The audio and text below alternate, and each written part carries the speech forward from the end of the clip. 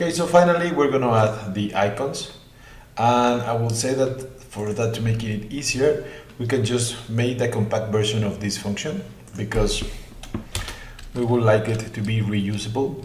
So we can just go for a public. We want to have it as void, since it's not going to return something.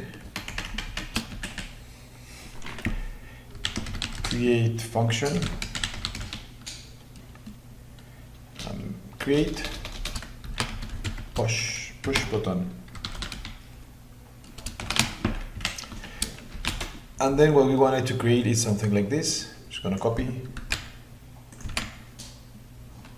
Then what we need to add here,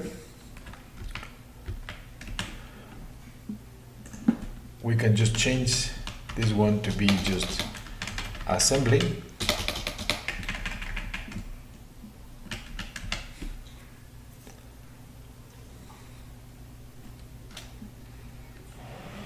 No, it's assembly path so that it doesn't get confused.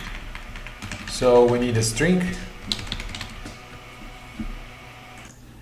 called assembly path. Then we need a ribbon panel called ribbon panel. And we want to change some text happening. So let's have it string text 1, 3, and 4. So the first one, it's going to be command. Second one is text. Third one is assembly T, tool text, and then we can change. So our function will go create push button, calling it from here. It's this assembly path, ribbon panel, command message,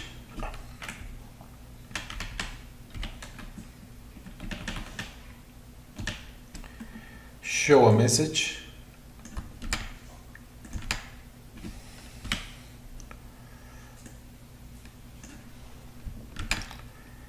the assembly text,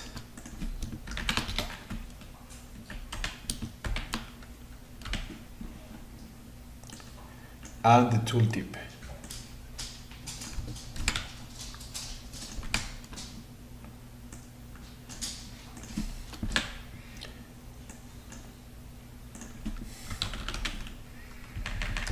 So we just need to fix this one. It should be like this, plus assembly text,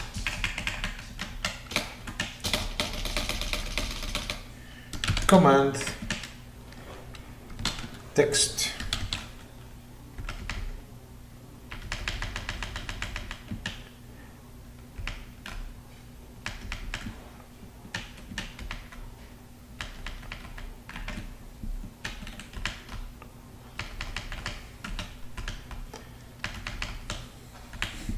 and that will make it run as a function within this script. So that's easier, so we can just go within all our functions and have them together. So I'm just gonna go create push button. We need it 7 times. So we are having visibility of what's happening with this one. 02 is selection objects.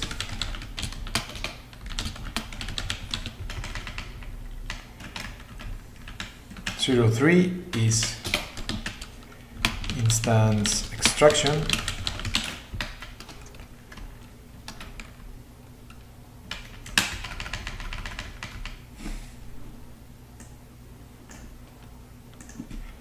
04 is symbol extraction.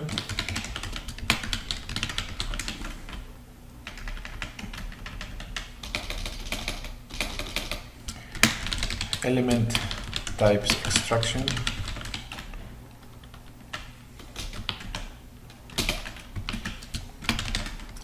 family instance creation,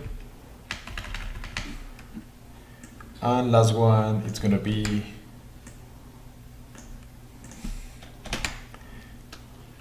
it's family with data.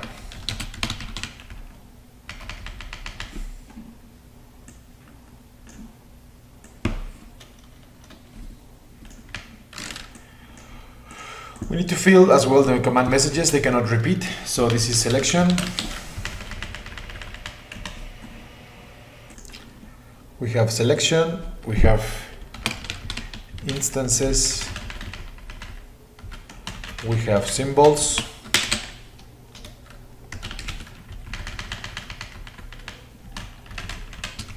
we have types, instance creation, and family data. Then within the messages, we can just change them. So show selections, show all extractions, all instances, show all symbols,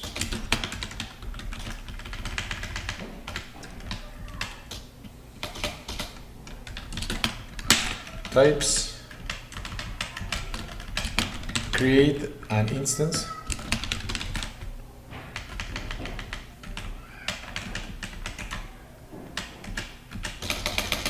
and create an instance with data.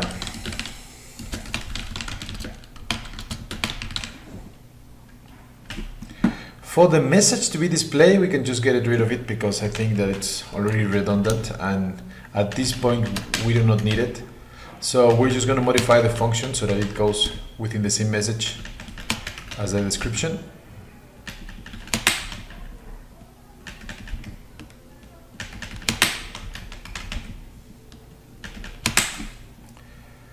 And then we can just change this.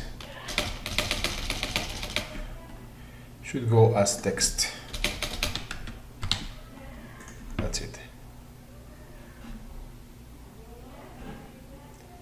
We can just do a build.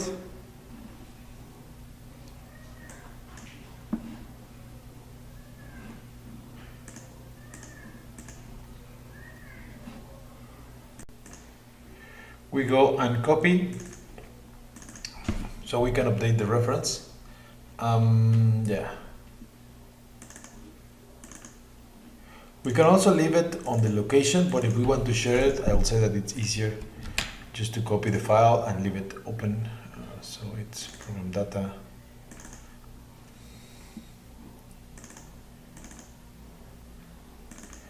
As you can notice, I haven't changed the add-in because the add-in is just reading the app file, so it wouldn't be a problem, and we just need to close Revit.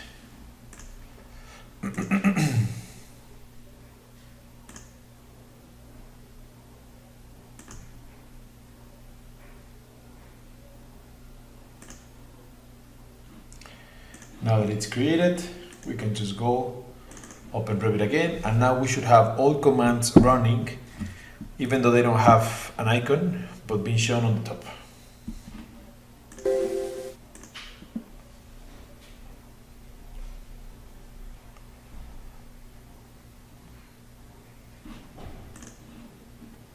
Open the sample.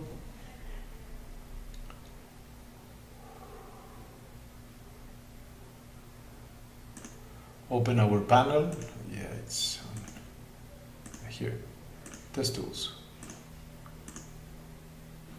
Then we have all the icons, all the spaces for this one. It doesn't look good within the spacing because it's missing that to be separated, so it's a little overset, but we're going to add the icons on the next lesson.